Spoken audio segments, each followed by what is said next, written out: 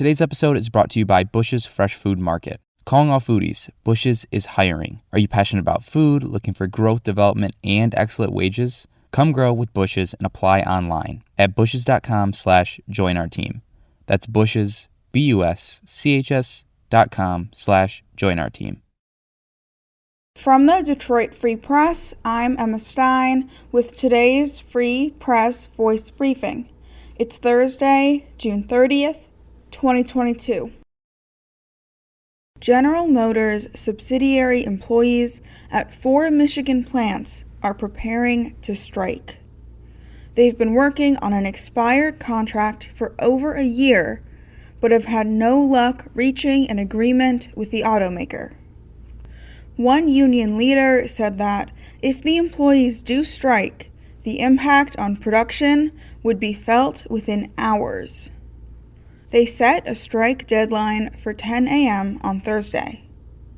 The plants in question are the Flint Assembly, the Lansing Grand River Assembly, Factory Zero, and the Orion Assembly. I'm Dave Boucher with the Detroit Free Press. Growing up, Raven Devine Cassadine says she never saw a drag queen. Now in her 40s, the black trans woman says that lack of representation is one reason why she appreciated performing in Drag Queen Storytime at the Huntington Woods Library. The reading helped kids learn about acceptance in a big, diverse world, said librarian Joyce Crom. But events like this could be banned by state law in the future if several prominent Republicans running for governor are elected to lead Michigan. Both West Michigan businesswoman Tudor Dixon and Kalamazoo chiropractor Garrett Soldano say they want to make it a crime for adults to involve kids in drag shows. Dixon likened it to child sex abuse, while Soldano said he wants to create a task force to monitor Michigan schools for quote-unquote brainwashing. Fueled locally in part by a recent joke from Michigan Attorney General Dana Nessel about putting drag queens in every school, Michigan Republicans have joined a national conservative push to paint opponents as extreme and dangerous for kids. Frequently, drag queens are the vessel for this message. But performers, advocates, and experts say this is nothing new.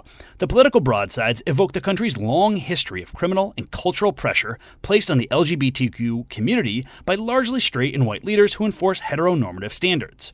Nino Testa, the Associate Director of Women and Gender Studies at Texas Christian University, explained that as long as there have been drag queens, quote, there have been forces that seek to surveil, regulate, punish, and criminalize the existence of queer people and the organization of queer community. Jezebel, a 30-year-old Michigan performer for the past 6 years, agrees. As someone who performs at brunches, holiday events, and bars, Jezebel said conservative politicians attacking the drag art form are actually trying to police queerness. Quote, drag queens are very, very aggressively pro-consent. We want to make our tips.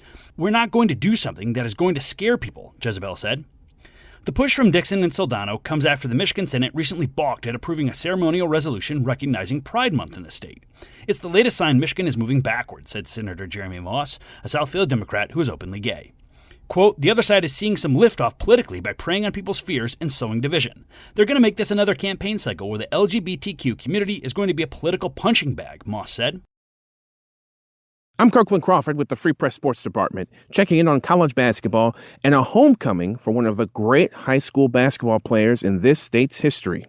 Emoni Bates led Ypsilanti Lincoln to the state championship as a freshman. He then played for Ypsi Prep, his own high school prep team started by his father. He then reclassified, skipped a year in high school, and went straight to college and played at the University of Memphis. He has since transferred out of Memphis and will be coming home to play at Eastern Michigan.